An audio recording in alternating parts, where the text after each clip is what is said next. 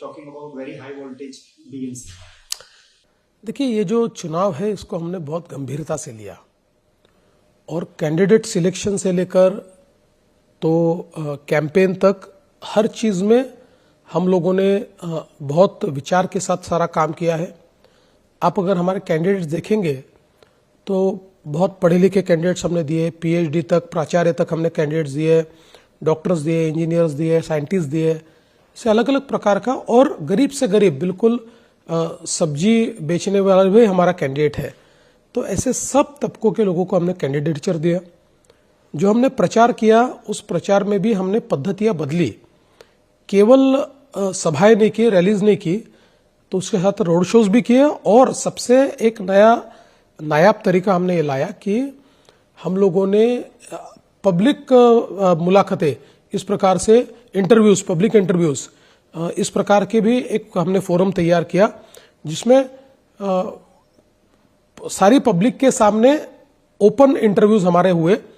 और ये सारा करते हुए हम लोगों ने एक बात पर हमेशा ध्यान रखा कि जो फोकस है वो डेवलपमेंट होना चाहिए। और किसी भी शहर में गए तो हमने देश में क्या हो रहा है और महाराष्ट्र में क्या हो रहा है, इससे ज्यादा बात यह कि उस शहर में क्या हो रहा है, हमने अभी तक क्या किया है, आगे हम क्या करना चाहते हैं, हमारा विजन क्या है, मोदी जी का अर्बन गवर्नेंस का विजन क्या है, ये सारी चीजें हमने वहां पर बताई। तो मुझे लगता है कि लोगों ने इसको बहुत अच्छा रिसीव किया है। बीएमसी में तो लोगों ने हमारा काम ही देखा है। कोस्टल रोड हो, अटल सेतु हो, न्यू मुंबई का एयरपोर्ट हो, 400 किलोमीटर की मेट्रो हो, अंडरग्राउंड मेट्रो हो, सबअर्बन रेलवे हो, या नया कोस्टल रोड हो जो बांद्रा से वर्सोवा, वर्सोवा से विरार तक जा रहा है, वो कोस्टल रोड हो, या फिर मुंबई के पर्यावरण को ठीक करने वाले एसटीपीज हो। ये सारी चीजें जो हमने की है ये मुंबईकरों ने देखी है, इसलिए हमको बहुत अच्छा रिस्पांस मिल रहा है। मुंबई तो हम 100% जीतेंगे। मुंबई जीतेंगे, पुणे जीतेंगे, पिंपरी चिंचवड़ जीतेंगे, नासिक जीतेंगे, नागपुर जीतेंगे, जितनी बड़ी कॉरपोरेशन है वो सारी हम जीतेंगे।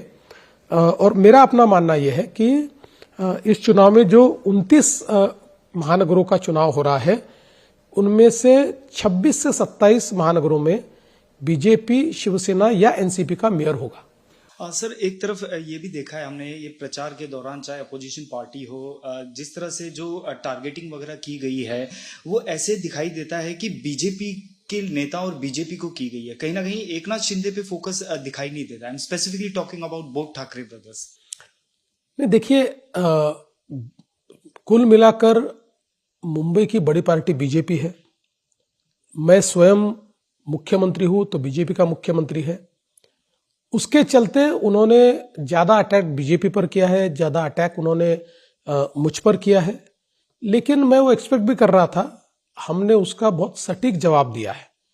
हमने कहीं पर भी उस अटैक से बौखला कर ऊंची नीची बातें करना, उल्टी सीधी बातें करना, ये हमने नहीं किया। और फैक्ट्स एंड फिगर सहित जब हमने उस अटैक का जवाब दिया तो वो बौखला गए।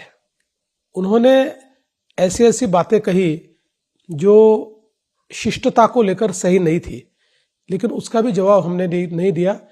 उस हर चीज का जवाब ये मतपेटी में से मिलेगा। आपने बोला कि आपने बहुत संयम से जवाब दिया। मैं इसी पे लेके आना चाहूंगा। आपकी जो अभी लास्ट जो सभा थी शिवाजी पार्क पे, हमने आपका एक अलग तरीके से रूप देखा। आप काफी एग्रेसिवली उसमें हो गए। आपने अपने स्वर्गीय पिताश्री का भी जिक्र किया। तो क्या कहीं ना कहीं इमोशनल मोमेंट था वो, क्योंकि जिस तरह से पर्सनल टारगेटिंग किया जा रहा था आपके ऊपर, आप हिंदू हैं कि उसके ऊपर सवाल पूछे जा रहे थे? देखिए, ऐसा है कि उद्धव जी इतने फ्रस्ट्रेटेड हो गए कि बात करते करते मेरे पिताजी और माताजी पर सवाल उन्होंने उठाया। क्या वो हिंदू थे, ये ढूंढना पड़ेगा, इस प्रकार की बात उन्होंने कही। बड़ी ओछी बात उन्होंने कही। इसलिए मैंने उनको जवाब देते हुए कहा कि मेरे जो पिताजी है वो तो आरएसएस के प्रचारक थे। भारत की, हमारे संविधान को बचाने के लिए 2 साल तक इमरजेंसी में वो जेल में रहे। अपनी पूरी जिंदगी मेरे पिताजी ने समाज की सेवा की, कोई संपत्ति नहीं बनाई। और आज मैं दावे के साथ कहता हूं कि स्वर्ग से मेरे पिताजी जब मुझे देखते होंगे तो उनको गर्व होता होगा कि उसी रास्ते पर, प्रामाणिकता के रास्ते पर, हिंदुत्व के रास्ते पर मेरा बेटा चल रहा है। लेकिन जब हिंदू हृदय सम्राट शिवसेना प्रमुख बाला साहब ठाकरे ये स्वर्ग से देखते होंगे कि उनका बेटा रशीद मामू को पार्टी में लेकर उसको टिकट दे रहा है, जब वो देखते होंगे कि उनके बेटे के प्रचार में पाकिस्तान के झंडे फहराए जाते हैं, जब वो देखते होंगे कि उनके बेटे के प्रचार में मुंबई बम विस्फोट के जो एक प्रकार से आरोपी है वो लोग उनका प्रचार कर रहे हैं, जब वो देखते होंगे कि उनकी ही बनाई हुई शिवसेना जो अब उबाठा हो गई है उसके लोग मस्जिदों में जाकर कहते हैं कि हमारे उद्धव जी अगर वापस आएंगे तो आपके मस्जिद पर वापस लाउड स्पीकर लगेगा, ये सब देखकर उनको फक्र नहीं होता होगा, उनको दुख होता होगा।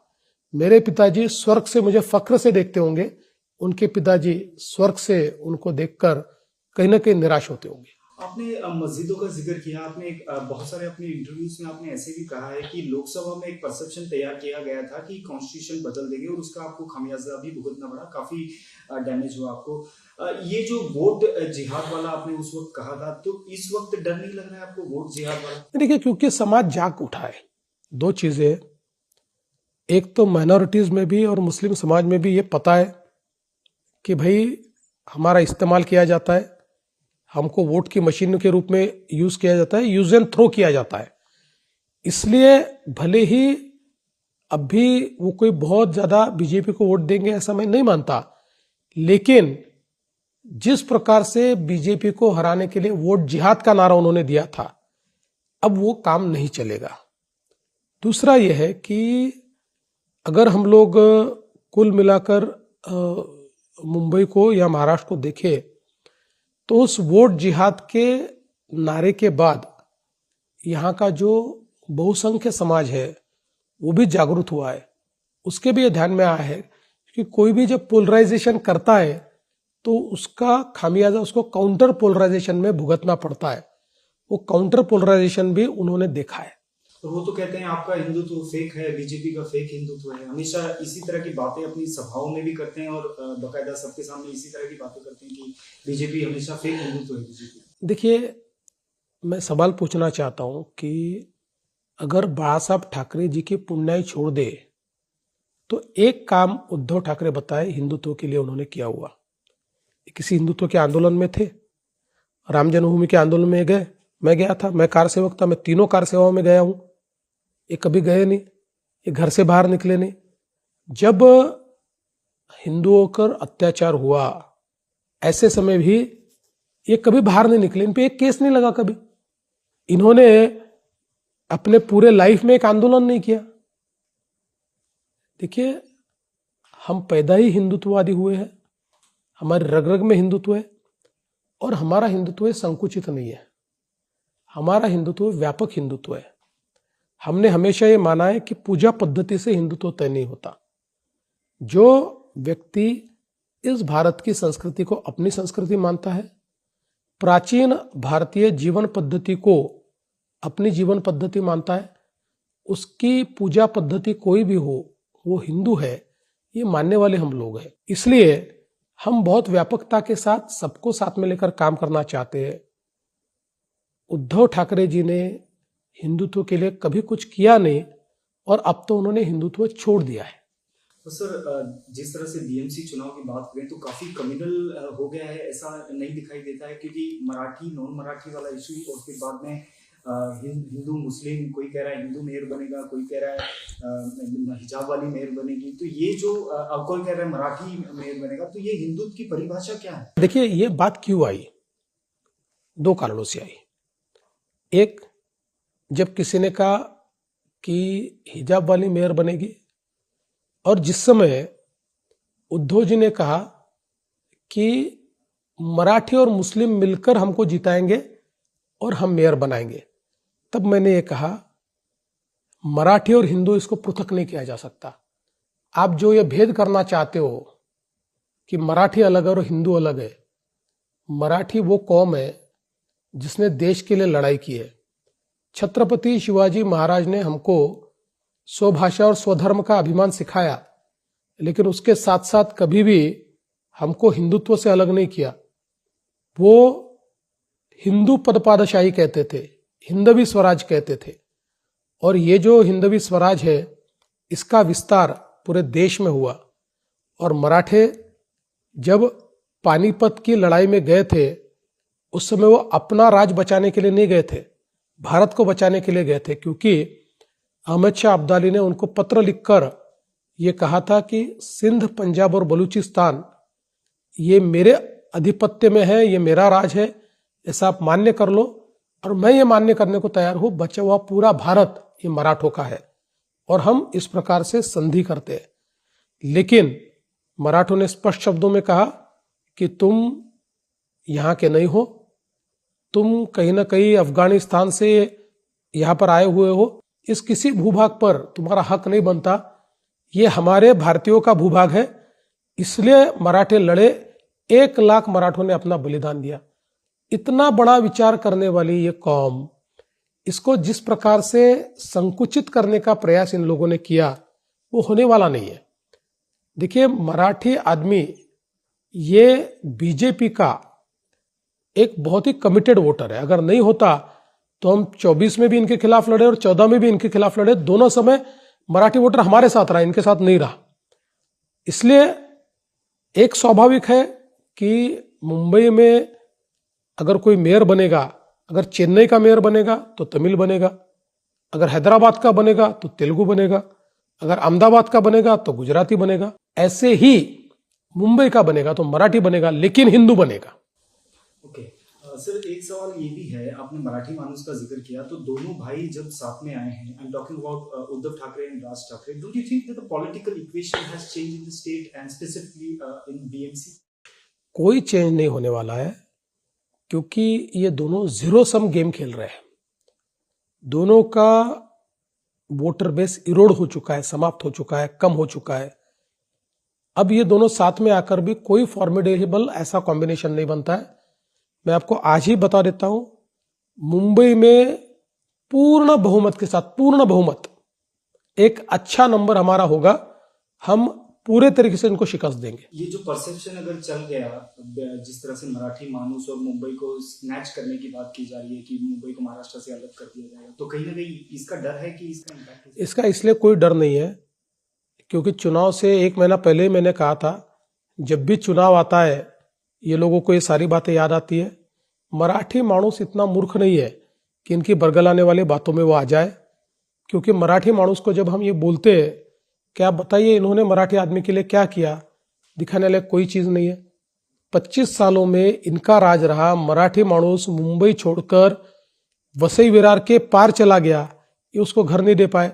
और हमने 5 साल सरकार चलाई और अब वापिस चला रहे, तो बीडीडी चौन में रहने वाले 80,000 मराठियों को उनका मकान दिया, 120 फुट में रहने वाले को 500 फुट का मकान दिया। अभ्युदय नगर हो, विशाल सह्याद्री हो, अलग अलग प्रकार से जो मोतीलाल नगर हो, पत्राचाल हो, हर जगह मराठी आदमी को हमने मुंबई से बाहर निकलने से बचाया और उसका घर उसको दिया। इसलिए मराठी आदमी भी ये सवाल पूछता है कि आपने हमको दिया क्या है, बता कुछ नहीं सकते, केवल बोल वचन दिया। पुणे का जिक्र करें, मुंबई से बाहर आके पुणे में जिस तरह से हमने देखा ठाकरे यहाँ पे पॉलिटिकल इक्वेशन चेंज हुई है और पुणे में पवार फैमिली दोनों साथ में आई है, तो कहीं ना कहीं मैं ये पूछना चाह रहा हूँ, अभी तो बीएमसी बीजेपी है पुणे में, मैं ओवरऑल एक महायुति को लेके एक सवाल पूछना चाह रहा हूँ। जब कोई टीका टिप्पणी महायुति के नेताओं को करता है चुनाव प्रचार के दौरान, स्पेसिफिकली अजीत पवार जी के ऊपर भी काफी टीका टिप्पणी आप ही के नेता, तो कहीं ना कहीं महायुति में बिटरनेस आती है सरकार? देखिए, पहली बात तो यह है कि केवल पूना में और पिंपरी चिंचवड़ में हम और वो एक दूसरे के खिलाफ लड़ रहे हैं और उन्होंने शरद पवार जी के साथ अलायंस किया है। चुनाव से पहले हमारा यह तय हुआ था कि सब जगह अलायंस नहीं हो सकता है, जहां अलग लड़ेंगे वहां फ्रेंडली फाइट होगी, एक दूसरे के खिलाफ स्टेटमेंट नहीं देंगे। मैंने अभी तक एक भी स्टेटमेंट दोस्तों के खिलाफ नहीं दिया। पूना में भी गया तो विकास पर बात की, मैंने उनको कोई जवाब नहीं दिया, नहीं तो पूरा महाराष्ट्र जानता है जब मैं जवाब देने पर आता हूं तो मेरे से ज्यादा शार्प जवाब कोई नहीं दे सकता, लेकिन मैंने अपना संयम रखा। अजित पवार जी ने संयम छोड़ दिया। शायद हारने के डर से उन्होंने बहुत उल्टी सीधी बातें कह दी। हो सकता है कि उनको ही बाद में शर्मिंदगी महसूस हो इस प्रकार की बातें मैंने क्यों कही, लेकिन मैं उसका जवाब नहीं दूंगा। मैं आपको इतना दावे से कहता हूं कि इसका उनको नुकसान होगा, लोग हमको चुन कर देंगे। मैं एक सवाल ये अजीत दादा को भी हमने पूछा था, कहीं ना कहीं मर्जर की बात हो रही है सामने, तो आपको क्या लग रहा है जब चुनाव खत्म हो जाएंगे लोकल बॉडी इलेक्शन के, एनसीपी एनडीए में मर्ज हो सकती है या फिर महायुति में मर्ज हो सकती है? अभी तो मैं इसको बहुत लोकल फेनोमेना मानता हूं, क्योंकि 29 में से 2 जगह वो साथ में और 27 जगह अलग अलग लड़ रहे हैं, एक दूसरे के खिलाफ लड़ रहे हैं। तो इतनी सी बात को अभी इतनी ज्यादा तवज्जो देने की आवश्यकता नहीं है। कोई परिस्थिति आती है तो उस समय हम उसके ऊपर अपनी बात कहेंगे। सर, 2 प्रश्न आपण मराठीत घेऊया. जे दोघे भाऊ सोबत आले हे राज, तुम्हाला काय वाटतं जे पॉलिटिकल इक्वेशन आहे स्पेसिफिकली बीएमसीची ती कशी चेंज होणार आहे आणि जे कम्युनल अँगल याच्यामध्ये आलाय त्याबद्दल आपल्याला काय? पहिल्यांदा तर मी तुम्हाला सांगतो, दोन्ही भाऊ एकत्रित आल्याने काहीही फरक पडत नाही। भारतीय जनता पक्षाच्या पाठीशी मुंबईतला मराठी माणूस आणि अमराठी माणूस असे दोघेही भाजपच्याच पाठीमागे आहेत। आमचा स्टेबल वोट आहे। 2 निवडणुका उद्धव ठाकरे आमच्या विरुद्ध लढले, दोन्ही निवडणुकांमध्ये मराठी माणसाने आम्हाला मतदान केलं, सर्वात जास्त जागा आमच्या आल्या। त्यामुळे हे एकत्रित आल्याने काही फरक पडत नाही। यांनी हा प्रयत्न खूप करून पाहिला। त्यांनी सांगितलं मराठी आणि मुस्लिम मिळून आम्हाला निवडून देतील। मराठी माणसाला हिंदुत्वापासून दूर करण्याचा त्यांनी प्रयत्न केला, तेही शक्य होणार नाही। इथला मराठी हा हिंदुत्ववादी आहे आणि तो व्यापक विचार करणार आहे। त्यामुळे यांचा जो प्रयत्न आहे याला कम्युनल लाईनवर न्यायचा, तो कधीही या ठिकाणी यशस्वी होणार नाही। मेयर हा महायुतीचाच बनेल। अन्नामलाईचा जे इश्यू आणण्यात आला आहे त्याबद्दल आपल्याची काय प्रतिक्रिया, कारण की ते खूप आउट ऑफ प्रोपोर्शन गेलंय। पहिल्यांदा तर एक गोष्ट सांगतो की अण्णामलई हे काही राष्ट्रीय नेते नाही आहेत, एका राज्याचे भाजपचे नेते आहेत। मुंबईत राहणाऱ्या तमिळ जनतेची इच्छा होती म्हणून त्यांनी अण्णामलईंना बोलवलं आणि इथे एक रिॲक्शन देताना त्यांनी बॉम्बे शब्दाचा वापर केला। आता मला सांगा की आपणही अनेक वेळा चेन्नईच्या ऐवजी मद्रास म्हणतो, कारण इतक्या वर्षाची सवय आहे। अनेक वेळा पूर्वी आपण मद्रासी म्हणायचो, मद्रासी कोणीच नाही आहे पण आपण मद्रासी म्हणायचो तमिळ लोकांना। त्यात काही त्यांचा अपमान करण्याची आपली भूमिका नव्हती। आजही एखाद वेळेस जर आपल्या तोंडून मद्रास निघालं तर सवयीमुळे निघतं, आपला कोणाचा अपमान। तसंच अण्णामलईंना इथे कोणाचा अपमान थोडी करायचा होता। सहजतेनं महाराष्ट्राबाहेरचे लोक जेव्हा महाराष्ट्रात येतात तेव्हा अनेक लोक बॉम्बे म्हणतात, नंतर आपण सांगतो ते मुंबई म्हणतात, त्या प्रकारे ते म्हणाले। दुसरं, एका प्रश्नाच्या उत्तरात त्यांनी सांगितलं की बाबा ही जरी महाराष्ट्राचं हे शहर असलं मुंबई, तरी देखील इथे ही इंटरनॅशनल सिटी आहे, जगभरातनं लोक इथे येतात, त्यामुळे कोणीही आपला कंडक्ट करताना